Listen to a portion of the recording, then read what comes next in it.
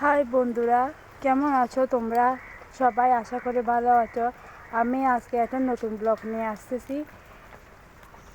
হঠাৎ করে বৃষ্টি পড়লো, চারিদিক দিয়ে সব জায়গায় ভিজে গেল।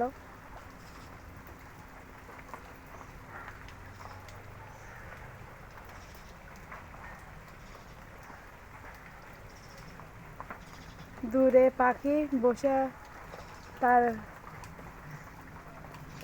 দানাগুলো পরিষ্কার করতেছে, উড়ে গেল।